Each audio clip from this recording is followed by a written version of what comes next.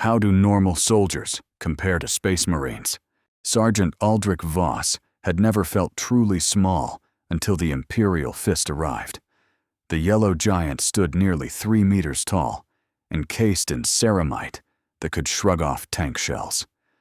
Voss's lasgun suddenly felt like a child's toy in his trembling hands. 18 months. 18 months of continuous combat on worlds whose names blurred together in a haze of blood and promethium smoke. 18 months of watching men die beside him, of sleeping in trenches filled with corpse water, of learning that survival in the Imperium of man was measured in days rather than years. Voss had earned his sergeant's stripes through attrition, stepping over the bodies of better soldiers to fill a rank that needed filling. He commanded 12 Cadians of the 114th Regiment, and every single one of them was a veteran by Imperial Guard standards. None of that mattered now. The artillery had been falling for 6 hours straight. Orc shells, crude and inconsistent, but devastating when they found their marks. Voss and his squad had pressed themselves into a collapsed hab-block foundation, helmets down, prayers muttered between the thunder of impacts. Standard procedure, smart tactics, the kind of hard-won expertise that kept guardsmen breathing one more day. Then the dust parted, and the angel walked through. Brother Sergeant Maximian of the Imperial Fists. 3rd Company moved through the artillery barrage like a man walking through light rain. Shells detonated around him. Shrapnel screamed off his pauldrons. A direct hit caught him square in the chest, and he simply leaned into it, ceramite absorbing the blow that would have reduced Voss to a red smear across 3 meters of rubble. The Space Marine did not take cover. The Space Marine did not flinch.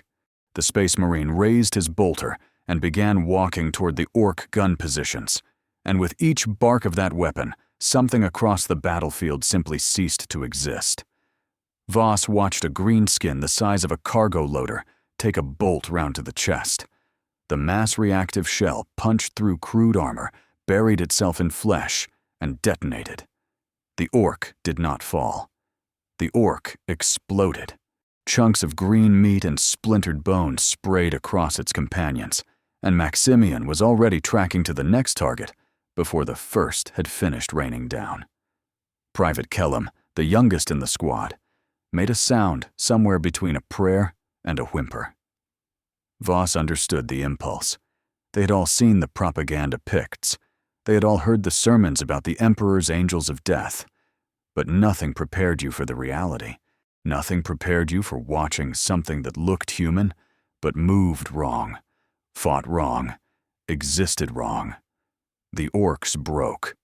Not from the artillery, not from the massed lasgun fire of 6 guard regiments.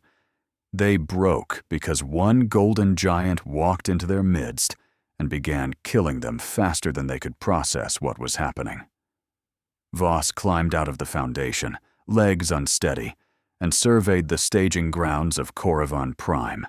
His men emerged behind him, faces pale beneath the grime of combat. Around them, thousands of guardsmen were doing the same, rising from cover to stare at the Space Marine finishing his work.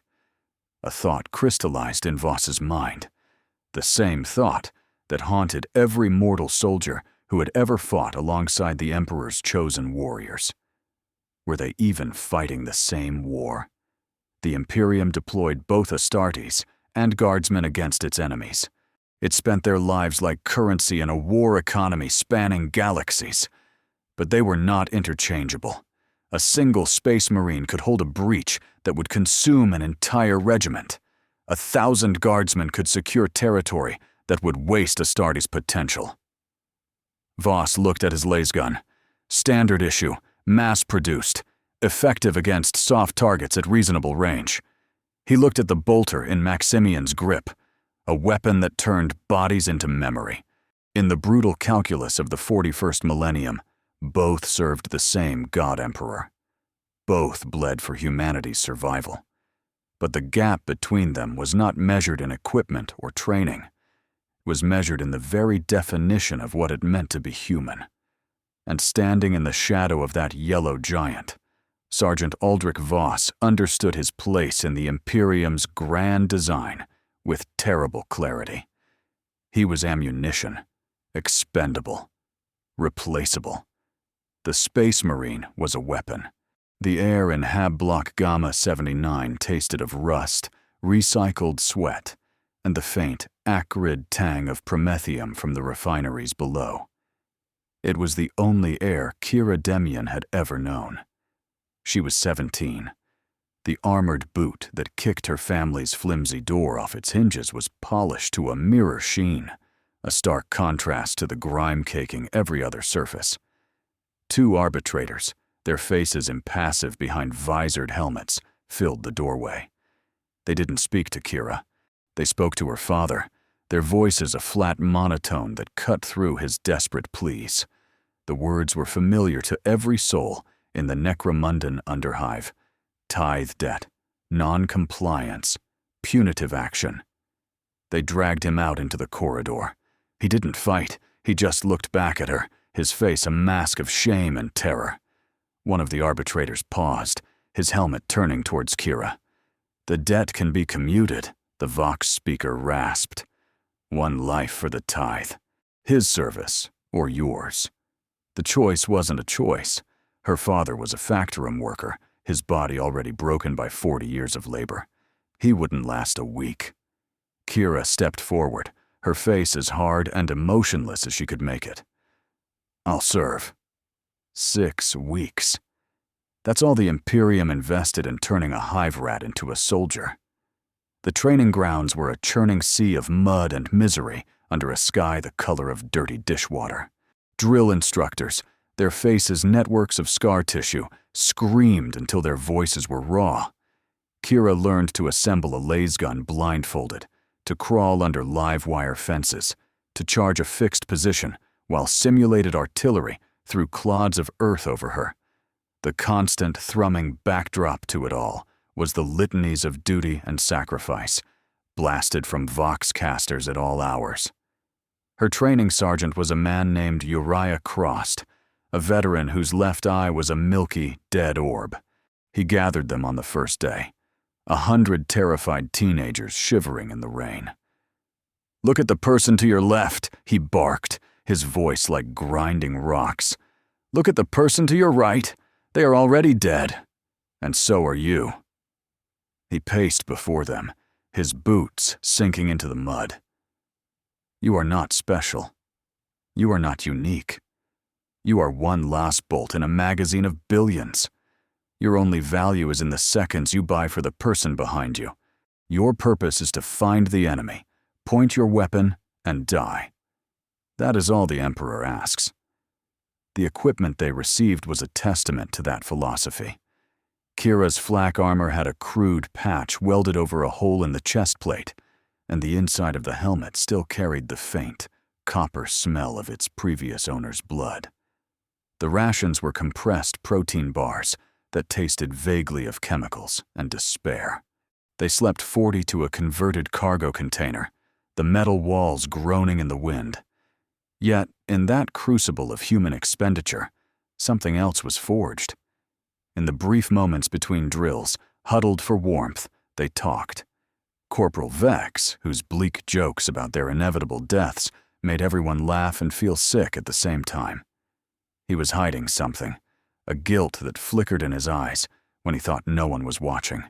Private Tobin, barely 15, who cried silently in his bunk, trying to stifle the sounds of his nightmares.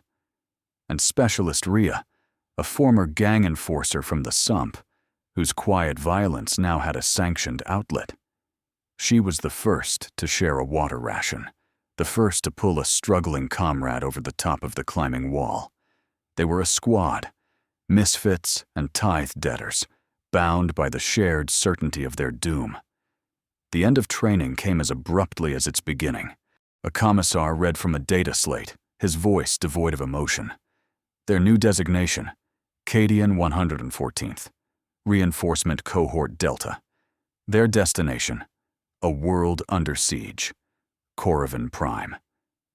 As they filed onto the troop transport, Sergeant Crossed stood by the ramp, watching them go.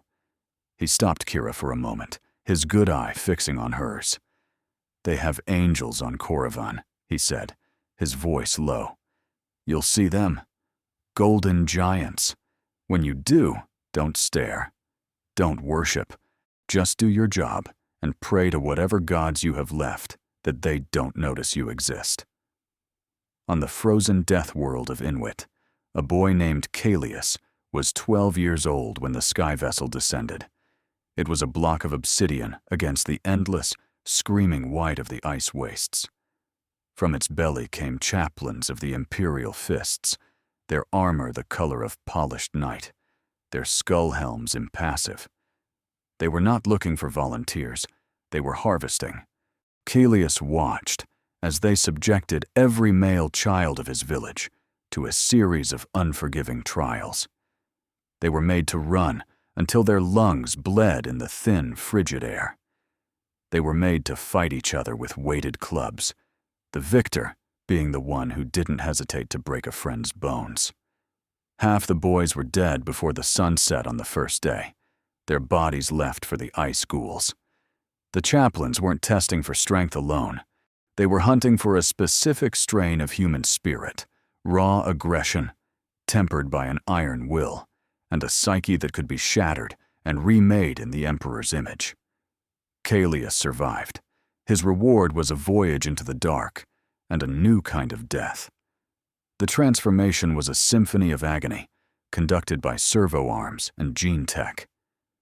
Strapped to a surgical slab in the heart of the chapter's fortress monastery, Kalius felt his body being systematically dismantled and rebuilt. He screamed as the os modula was seeded into his skeleton, his bones thickening and fusing with a pain that felt like being crushed under a glacier. He felt a violent, alien thunder in his chest as the second heart, the maintainer, was implanted and began to beat, a frantic hammering drum against his ribs.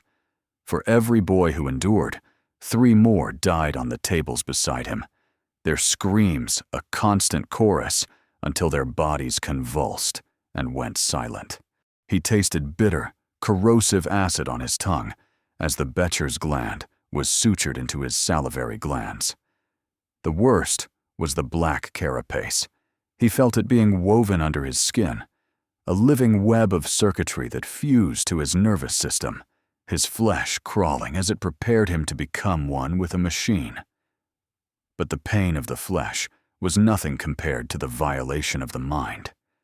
In the hypno-indoctrination chambers, his identity was unmade. His past was not erased, but hollowed out, its emotional significance surgically excised. He could still see his mother's face, her smile as she mended his furs by the firelight. But the image no longer brought warmth or love. It was just data, a flat, 2-dimensional file in the archive of a life that no longer belonged to him. He was being emptied, scoured clean to make room for the litanies of hate, the doctrines of Dorn, and the absolute, unquestioning loyalty to the Imperium. Brother Chaplain Mordecai stood over him as the final stages of his ascension neared completion. The chaplain's voice, amplified by his skull helm's vox grill, was the voice of cold, hard truth. "You are no longer human," Mordecai declared, his words carving new scripture into the boy's soul. "You were human once, but that creature died on the surgery table. What you are now is a weapon. The Emperor's instrument. You will know no family except your brothers, no home except war, no rest except death."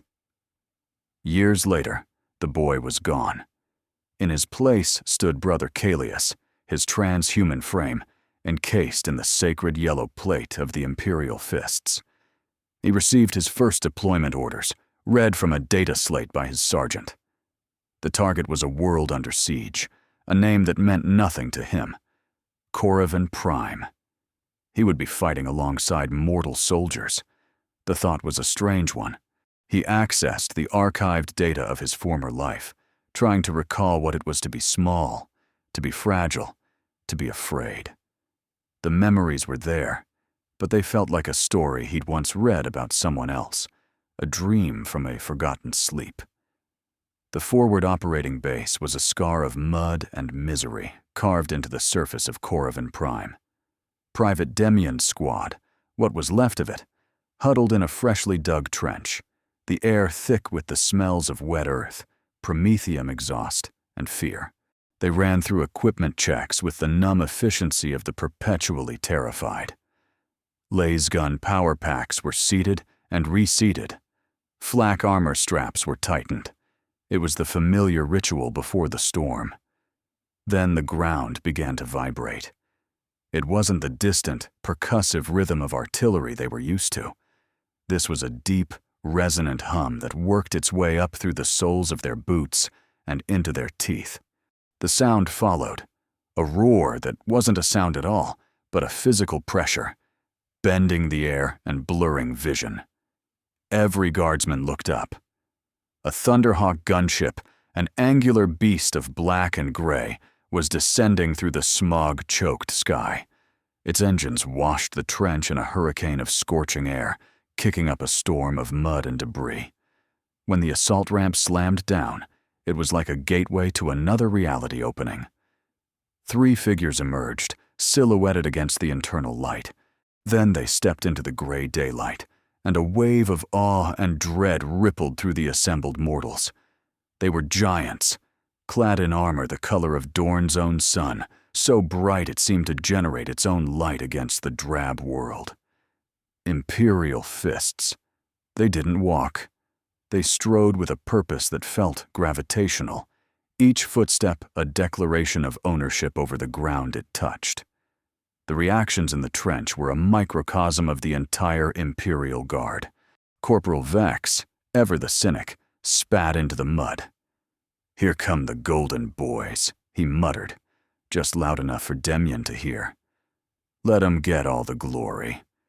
We'll just be here to clean up the mess." A few meters away, Private Tobin, the boy who lied about his nightmares, dropped to his knees, his hands clasped together, as he whispered a litany of prayer. Demian just stared. She had seen the Pict captures, the propaganda posters of the Emperor's angels her entire life, but they were always depicted as noble, radiant saviors. This was different. They were too big, their proportions subtly wrong for the human form.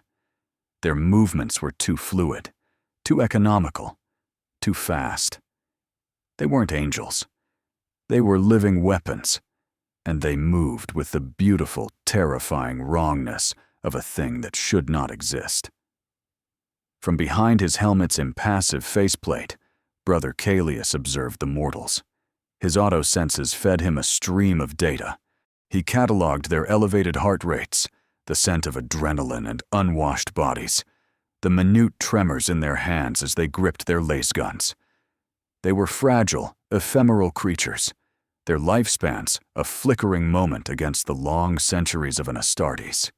His training, his very being, screamed their irrelevance. Yet, he noted their postures, the way they held the line, the discipline in their eyes, the practiced manner in which they handled their weapons.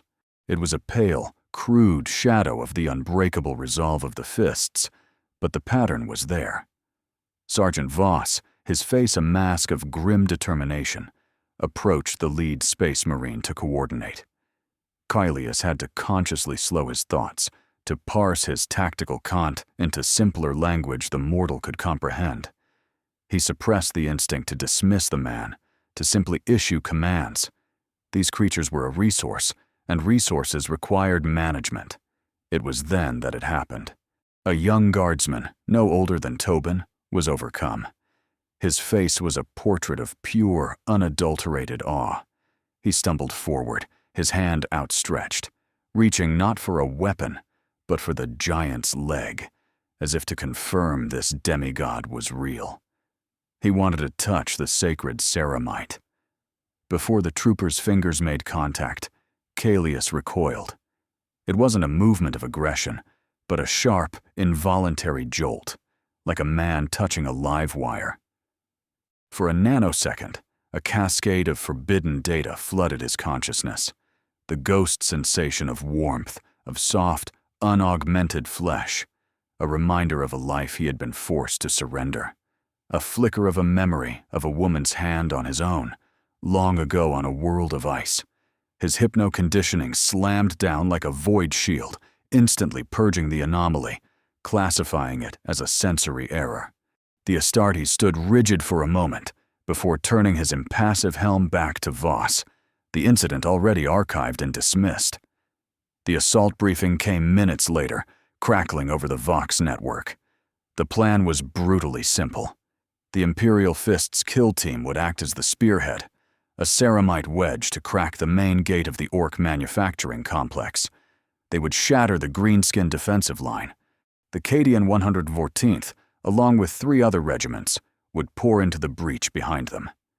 Their task: secure the opening, absorb the inevitable counterattack, and hold the line. The tactical language was cold and efficient, but the unspoken truth hung heavy in the air. The Space Marines would do the killing. The Guardsmen would do the dying. The air horn shrieked, a single, sustained blast that cut through the pre-dawn gloom and signaled the beginning of the end, for thousands. The assault on Manufacturing Complex Gamma 7 began. Brother Callius and his 3 battle brothers advanced at a steady, inexorable pace. Before them, the Orc fortress was a jagged mountain of rusted metal, belching black smoke and bristling with crude, heavy weapons that spat streams of solid slugs. To Callius, the world slowed. His enhanced neurology processed the incoming storm of projectiles not as a chaotic wall of death, but as a solvable equation. Data streams flooded his helmet display. Threat vectors, target priorities, structural weak points. He tracked 47 separate Orc shooters in the time it took a mortal heart to beat twice. He didn't run. He strode through the hailstorm, last bolts and autogun rounds sparking like fireflies against his ceramite pauldrons. His bolter spoke in measured, 3-round bursts. Each shell was a miniature rocket that hit with the force of a sledgehammer before detonating inside the target's torso. Greenskin bodies didn't fall. They ceased to exist in a spray of red mist and shredded metal. 50 meters behind the Astartes spearhead, Private Demian crawled on her belly through mud and viscera. For her, the world was a cacophony of pure, undiluted chaos. The ground bucked and heaved with explosions. The air was a thick, choking soup of cordite, ozone, and the coppery stench of blood. She didn't stride. She scrambled, moving from one piece of shattered rubble to the next, her flak armor feeling as thin as paper. She fired her lasgun, the high-pitched crack of the weapon lost in the deafening roar of Orc Daka. She watched Specialist Rhea, a few meters to her left, take a hit. A slug the size of Demian's thumb slammed into Rhea's shoulder. The impact was brutal, spinning the woman around and shattering her pauldron. A spray of blood followed, but Rhea only screamed, a raw sound of fury, not pain. She gritted her teeth, braced her weapon against her hip with her good arm, and resumed firing into the green tide. Stopping meant death. For Callius, this was a state of pure combat meditation. He did not hate the Orcs. Hate was an emotion, an inefficient expenditure of mental resources. He simply processed them. Target: Orc with rocket launcher. Solution: single bolt to the cranium. Eliminate. Target: Grot crew on a heavy stubber. Solution: sweeping burst across the gun shield. Eliminate. Advance. He and his brothers moved like a single organism, a 4-man engine of destruction, carving a path through the Orc horde with the terrible grace of a reaper's scythe through wheat. For Demian, this was terror transmuted into instinct. Her mind was white noise, a constant scream that she channeled into the trigger of her lasgun. Fire until the power pack whines, eject the hot cell, slam a fresh one in, fire again. Her universe shrank to the space between her front sight and the next charging greenskin. It was in this compressed reality that she saw Private Tobin die. The boy, barely a man, was trying to reload when a hulking orc knob with a jaw of iron plates brought a rusty choppa down. The blade sheared through Tobin's helmet and flak armor as if they weren't there. He fell backward, his eyes wide with a final, shocked surprise. His mouth opened, trying to form a word, a name, perhaps a prayer, but only a gout of blood bubbled forth. The hour bled on. The guardsmen pushed forward, achieving their objective not through superhuman prowess, but through the grim mathematics of replacement. For every soldier who fell, 2 more scrambled over his body to take his place. They were a wave of human grit, eroding the orc defenses by simply having more bodies to throw at the problem. When the final orc counterattack broke and the dust began to settle, the cost was laid bare. The breach was secure. 217 soldiers of the Cadian 114th were dead or dying. Amidst the field of mortal dead, the 4 Imperial Fists stood, their yellow armor blackened and scarred, but unbroken. They had sustained 0 casualties. This was the arithmetic of the 41st millennium, written in blood and bone. The medici tent stank of sterilizing chemicals, cauterized flesh, and the metallic tang of blood being mopped from the floor plates by shuffling servitors. It was not a place of healing, but a factory for repair. Wounded guardsmen were processed, not treated. Mangled limbs were replaced with crude, piston-driven augmetics. Torso wounds were sealed with dermal staples and nutrient paste. The goal was not comfort. It was returning a damaged asset to the line. Private Demian sat on a stained crate beside Corporal Vex's cot.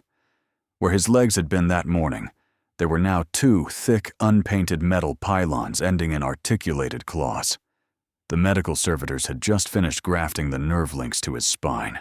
His face was pale, slick with sweat, but his eyes were open, staring at the canvas ceiling.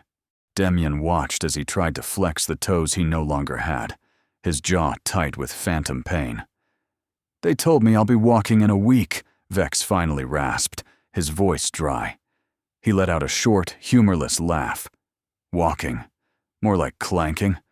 Suppose I won't have to worry about trenchfoot anymore." He looked at Demian, his usual cynical smirk just a ghost on his lips. "This isn't my first trip to the chop shop, you know. Got a synthetic lung from the last shithole planet. A few steel pins in my arm from the one before that. They just keep replacing the parts until there's nothing left of the original." He paused, the whirring of his new limbs filling the silence. "But I'll go back. You know why? It's not for the Emperor, not really. It's not for some glorious victory I'll never live to see. It's because if I don't, some other poor bastard has to take my spot, and you'll all still be out there." He looked past her, at the rows of wounded. "We're all each other has. The Golden Boys, the Astartes, they don't need us. We need each other." Sergeant Voss moved through the rows, his presence a small, solid island in the sea of misery. Unlike a Space Marine commander, who might see casualties as regrettable but necessary data points, Voss saw faces. He stopped by one bed to hand a trooper a crumpled letter that had arrived during the assault. He knelt by another to share a ration bar he'd saved from his own pack. He knew their names. He knew their home worlds. He was their sergeant. But in here, he was something more fundamental, a reminder of shared humanity. From the entrance of the tent, Brother Caelius watched. His own wounds were being tended to by an apothecary, but his attention was fixed on the mortals. His mind, conditioned for tactical analysis and doctrinal purity, struggled to process the scene. He saw inefficiency. He saw emotional attachments that compromised combat readiness. He saw soldiers investing precious energy in the grievously wounded, individuals whose combat effectiveness was, for the moment, 0. He turned to the white-armored apothecary beside him. Their behavior is illogical. They comfort those who are a drain on resources. Why?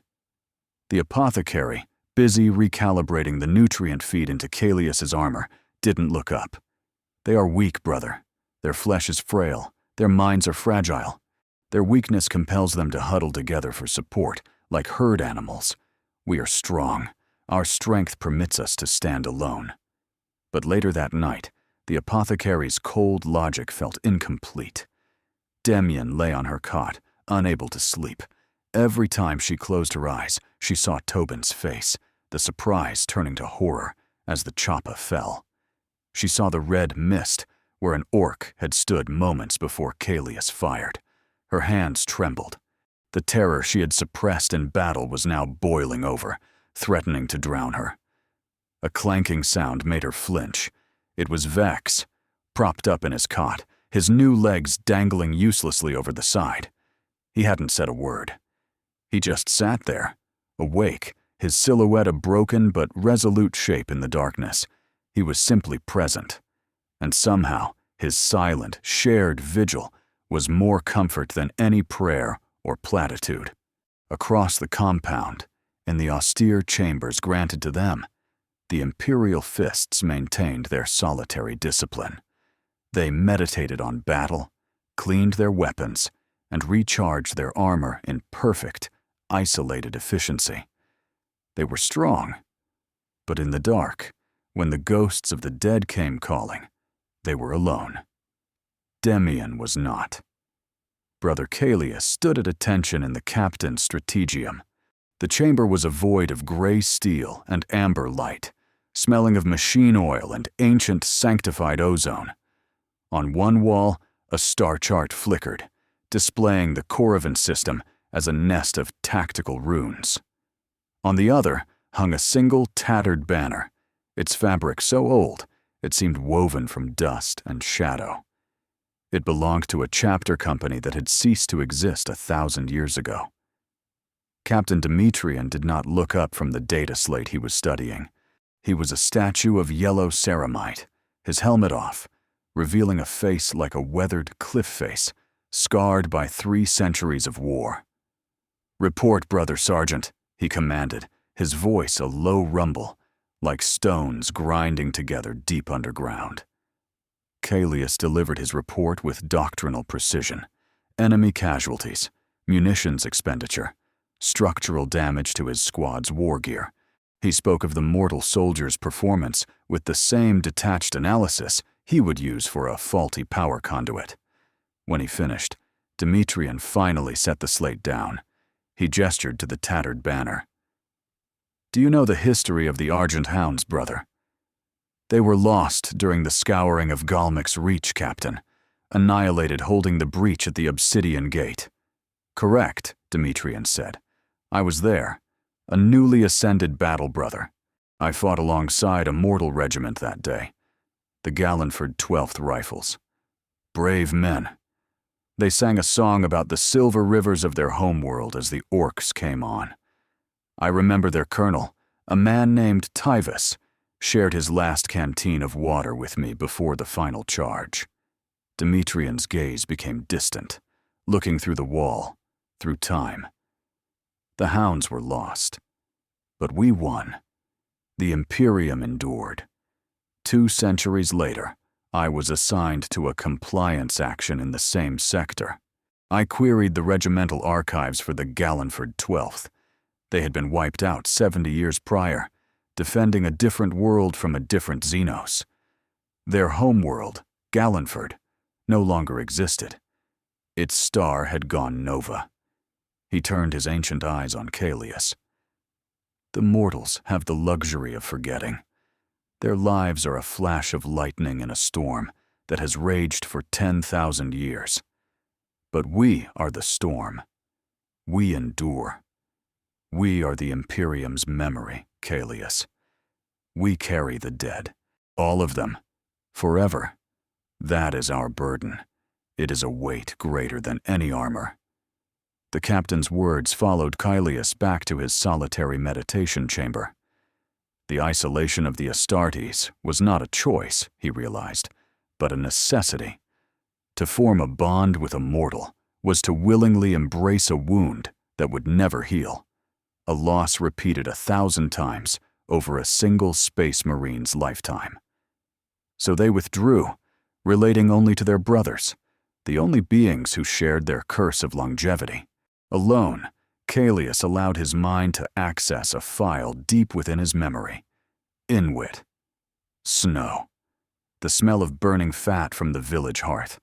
A woman's face, framed by dark hair, her eyes the color of the winter sky. His mother. The data was perfect. He could recall the exact pitch of her voice, the pattern of the weave in her furs. He understood, with the certainty of a mathematical formula, that the boy he once was had loved this person. But the feeling itself was an echo in a vacuum. The gene forges and hypnodoctrination had not erased the memory. They had hollowed it out, scooping away the emotion to make room for battle canticles and firing solutions. He was a weapon, and a weapon does not love. It only serves. Later, while his armor was undergoing its diagnostic rites, he passed an open-air barracks where the surviving guardsmen were gathered. A mail runner had arrived. They were receiving letters, small, flimsy sheets of paper that had traveled across the stars. Laughter erupted from one corner as a man read his letter aloud. Another trooper sat quietly, tracing a child's drawing with a calloused finger, his expression one of profound, aching tenderness. Caelius stopped, watching. His conditioning flagged the display as a tactical vulnerability, an indulgence in sentiment. But beneath the layers of training, something else stirred. It was an anomaly, a ghost in his machine-like psyche. He felt a strange, quiet pull toward the scene, a cognitive dissonance his mind could not resolve. It was the feeling a man born in a dungeon might have upon seeing sunlight for the first time, a painful, incomprehensible beauty. He was a demigod of war, stronger, faster, and more resilient than any of them. But in that moment, watching a simple soldier smile at a letter from a home he might never see again, Brother Caelius felt a poverty he had never known he possessed. The Voxnet became a chorus of panic.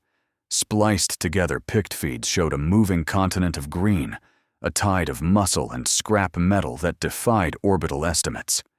Intelligence reports, delivered in the clipped, terrified tones of forward observers, confirmed the unthinkable. The Orc war boss, a beast the size of a light tank, was leading a push directly toward their lines. Every tactical projection, every doctrinal protocol screamed the same word: withdrawal. To stand was to be annihilated. To retreat was to trade 3 Hab districts and 2 million Imperial citizens for time.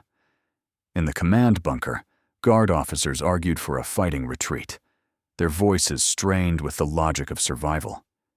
Captain Demetrian listened, impassive, a golden giant among frantic men.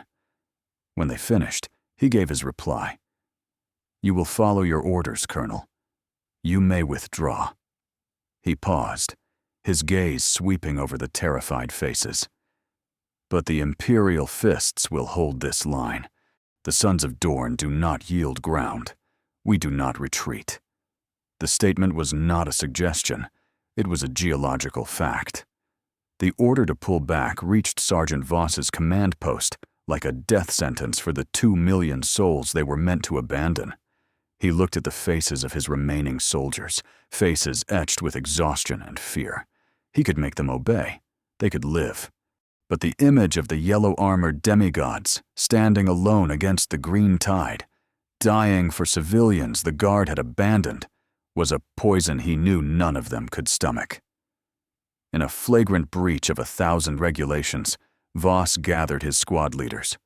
The choice was simple: obey and run, or stay and die. There was no vote, No grand speech, just a series of grim, determined nods. They would stay. They would die alongside gods, proving they were men. The battle was not a battle. It was an apocalypse. The Orc Wa crashed against the Imperial line, a tsunami of violence that shattered Rockcrete and vaporized Earth. At its heart stood the Imperial Fists, an unbreakable wall of yellow ceramite. They were a machine of absolute destruction, bolters thundering in perfect synchronized rhythm, each explosive shell turning a charging orc into a red spray. They stood shoulder to shoulder, an unbreachable fortress of flesh and steel, killing thousands, then tens of thousands. Behind them, the Guard fought a different war. They died. They died to plug the gaps the orc tide found. They died to draw the fire of ramshackle battle wagons so a Marine could land a killing shot. Demian saw Corporal Vex, strapped into his wheelchair with a heavy stubber bolted to its frame, laughing madly as he scythed down orcs, firing until a hulking knob simply tore him and his weapon in half.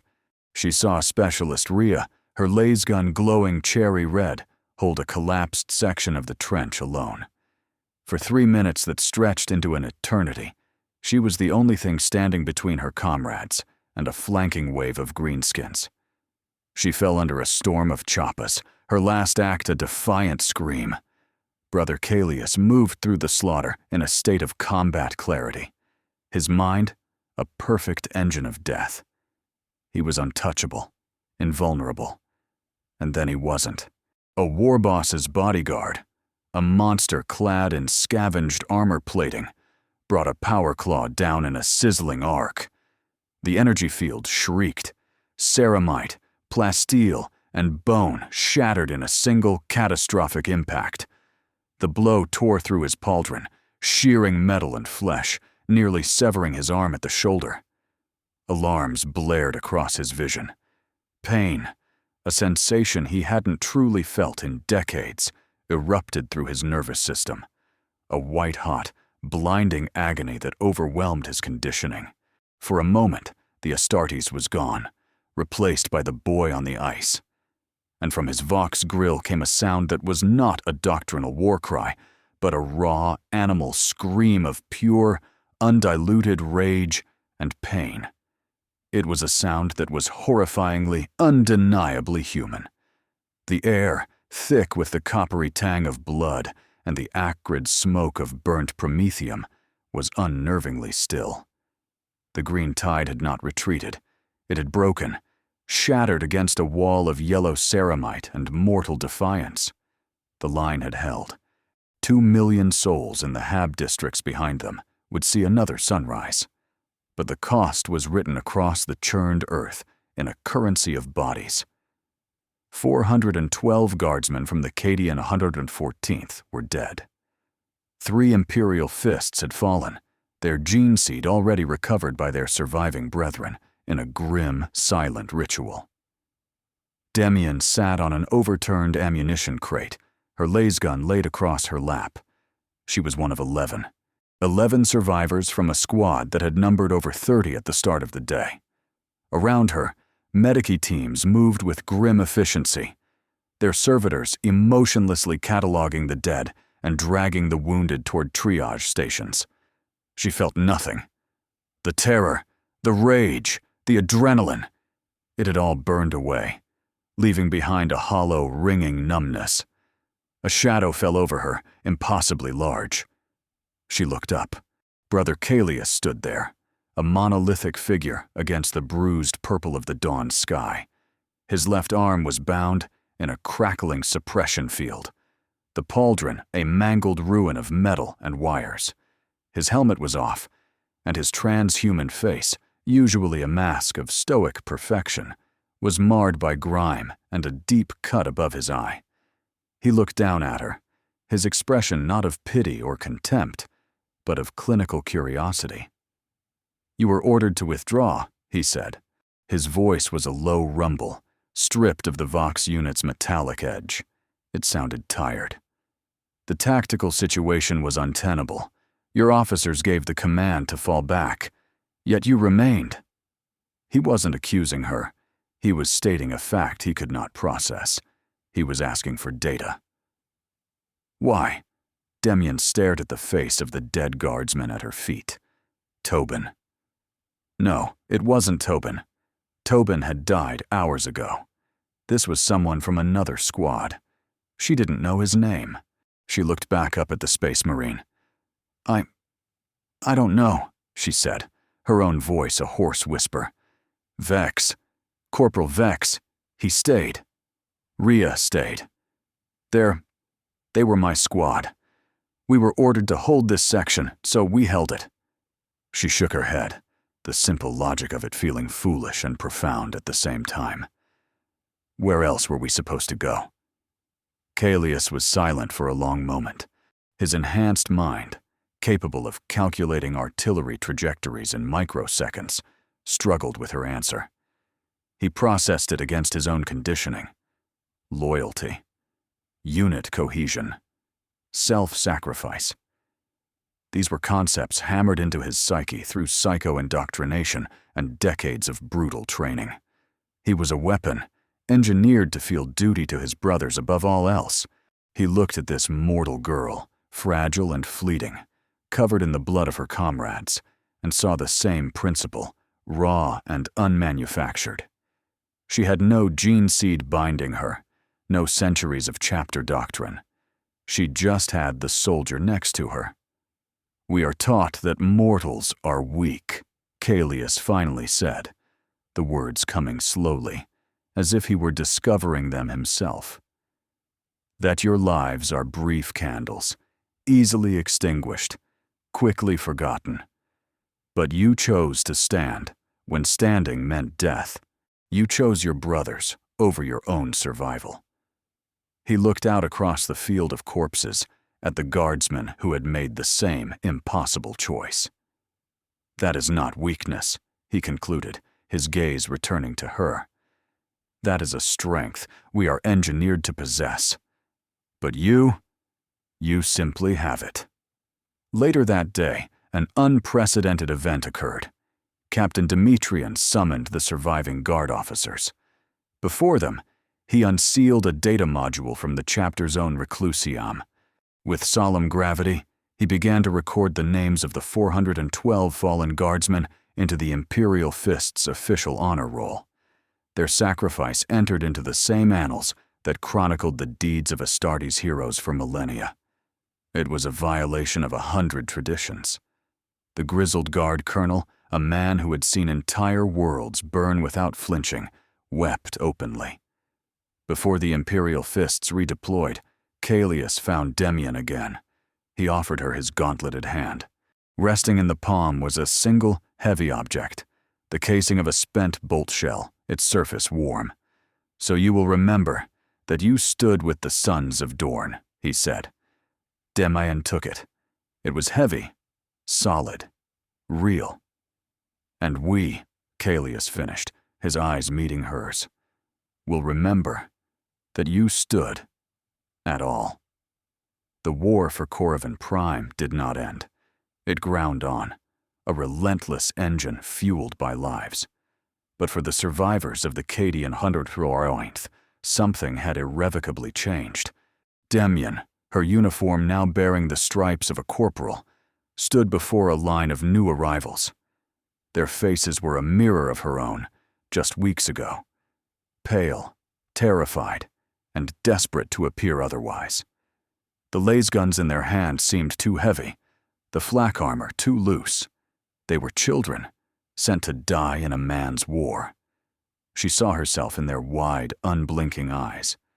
She remembered Sergeant Crost's brutal honesty, the words that had felt like a death sentence, but had been a lifeline.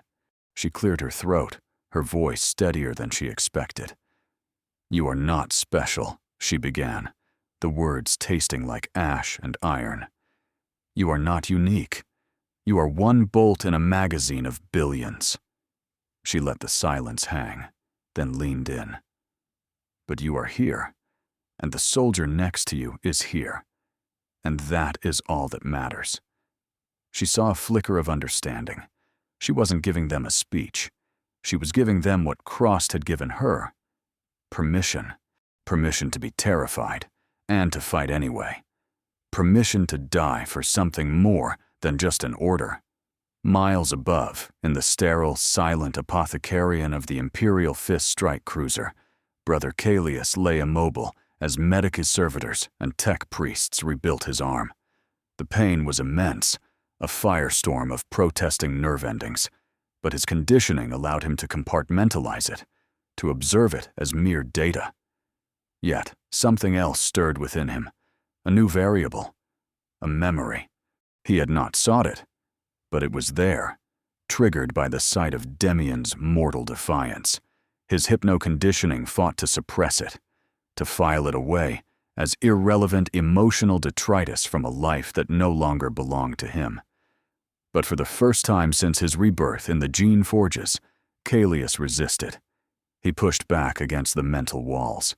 He reached for the memory of a woman's face, a cottage on the frozen plains of Inwit, the feeling of a hand on his brow. He let himself remember his mother, and with the memory came the pain of its loss, a profound, hollow ache that his augmented physiology could not numb. It hurt, and he chose to feel it. Later, his body restored, but his soul irrevocably altered. Calius knelt in the reclusium. The chapel was a vault of cold stone and sanctified steel, dedicated to 10,000 years of duty. He recited the litanies of his fallen brothers, their names echoing in the hallowed dark. But when the formal rites were done, he did not rise. He began a new private litany. The names were clumsy on his tongue. Vex, Rhea, Tobin, mortal soldiers, whose courage was not engineered, but chosen. It was never a question of comparison. It was one of completion. The Imperium requires the Astartes to win its battles. They are the god machines, the tip of the spear that shatters the unshakable and slays the nightmare. But the Imperium requires the Guard to win its wars. They are the infinite tide of humanity, the substance that holds the line, that populates the ruins, that rebuilds from the ashes. Neither is superior. Neither is lesser. Both are essential. On the scarred surface of Korrivan Prime, a new wave of guard transports descended, their shadows sweeping over the battlefield. Sergeant Aldric Voss stood watching them, no longer feeling small. Beside him, a towering figure in yellow armor, Brother Sergeant Maximian, watched the same sight. He no longer felt alone. In the grim darkness of the far future, there is only war. But in that war, there is something that both demigod and mortal share, something that cannot be engineered or manufactured or forced. There is only duty, and there is only brotherhood.